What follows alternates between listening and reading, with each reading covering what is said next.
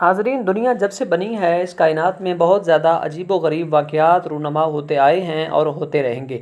یقیناً آپ نے ایسے بہت سے معاملات پہلے دیکھے ہوں گے۔ آج بھی اس ویڈیو میں آپ کو عجیب و غریب واقعہ سنانا ہے۔ جنت البقیع میں ایک شیر کے دھاڑنے کی آواز، اور وہ بھی ایک قبر سے سنائی دے رہی تھی، اور شہزادے نے جب قبر کو کھلوایا تو کیا ماجرا نکلا، یہ تمام معلومات آپ کو آج کی اس ویڈیو میں ملیں گی۔ لیکن اس سے پہلے میں گزارش کرتا ہوں کہ جن بھائیوں نے ابھی تک چینل کو سبسکرائب نہیں کیا وہ چینل کو سبسکرائب کریں اور بیل آئیکن کو پریس کریں۔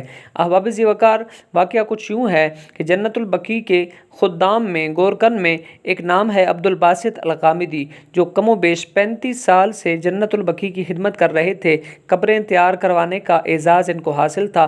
وہ فرماتے ہیں کہ ایسا پروقار موقع اور ایسی پروقار جگہ میں نے زندگی میں کہیں نہیں دیکھی۔ یہ ایسا خوبصورت قبرستان ہے کہ جس میں نے آج تک کبھی کوئی کیڑا مکوڑا نہیں دیکھا، اور اس میں بڑی تسکین حاصل کی ہے۔ اس میں بڑا سکون ملتا ہے، کیونکہ اس قبرستان میں بہت بڑی بڑی معتبر ہستیاں مدفون ہیں، ان کی برکت ہے۔ بہرحال آپ فرماتے ہیں کہ ایک وقت تھا کہ میں رات کے ایک پہر ایک قبر تیار کروا رہا تھا کہ اسی دوران میرے کانوں میں ایک شیر کے دھاڑنے کی آواز آئی۔ میں بڑا پریشان ہوا، ادھر ادھر دیکھا تو کوئی شیر میرے پاس نہ تھا۔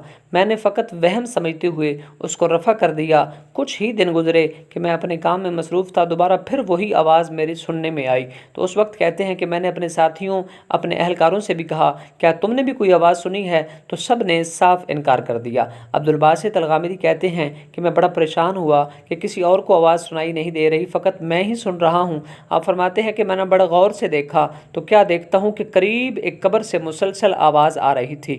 تو آپ فرماتے ہیں کہ میں اپنے اہلکاروں سے کہنے لگا کہ آپ کو نہیں پتہ چل رہا اس قبر سے صاف آواز آ رہی ہے؟ تو سب نے انکار کیا، اور سب برہم ہو کر کہتے ہیں کہ تم کیوں ہمارا وقت ضائع کر رہے ہو، کیوں ہمیں پریشانی میں ڈال رہے ہو۔ بات زیادہ طویل ہوئی، زیادہ الجھ پڑی، تو سیکورٹی انچارج کو بھی پتہ چل گیا کہ عبدالباسط الغامدی اس طرح کا دعویٰ کر رہا ہے۔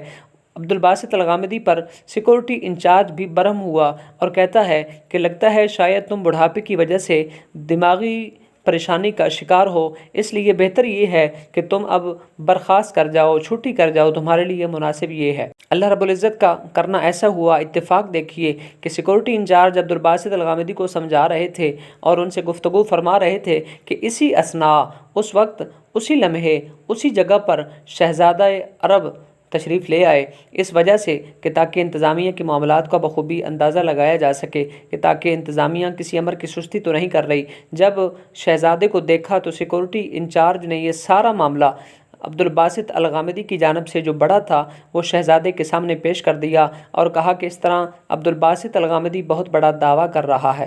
جس وقت شہزادے نے سنا تو شہزادہ بھی برہم ہوا اور اس کے بعد کہتا ہے، عبدالباسط الغامدی مجھے اس قبر پر لے جاؤ۔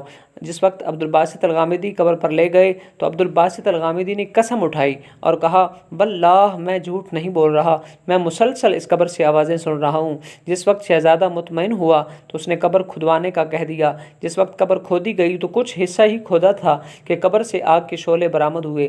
بادشاہ سمجھ گیا، سعودی شہزادہ سمجھ گیا کہ واقعی اس میں کوئی نہ کچھ معاملہ ضرور ہے۔ سعودی شہزادے نے کہا کہ پہلے اس کا پتہ لگایا جائے کہ اس قبر میں کون دفن ہے۔ پتہ لگانے پر معلوم ہوا کہ عرب کا ہی ایک نوجوان اس قبر میں دفن تھا، اور اس کے متعلق جب پوری ڈیٹیل پوچھی گئی تو بتایا جاتا ہے کہ وہ اپنی زندگی میں، اپنی حیات میں سود کا لین دین بڑی کثرت سے کرتا تھا۔ جس وقت یہ بات سنی، سعودی شہزادے نے حکم جاری کر دیا کہ ایسے بندے کو جو گناہ کبیرہ کا مرتکب تھا، اتنے گھنونے جرم کا مرتکب تھا، اس کا تعلق کبھی بھی جنت البقیع سے نہیں ہو سکتا، لہٰذا جتنی جلدی ہو سکے اس کی قبر کو کھود کر اس کے جسم کو نکال کر کسی اور جگہ پہ دفن کیا جائے، کیونکہ یہ تو پاک لوگوں کا مدفن ہے اور پاک لوگوں کی جگہ ہے۔ جس وقت قبر مکمل کھولی گئی تو کیا دیکھتے ہیں کہ اس نوجوان کے میت والا کفن جو ہے وہ بھی جلا ہوا ہے اور جسم کے بعض حصے بھی جلن کا شکار ہیں۔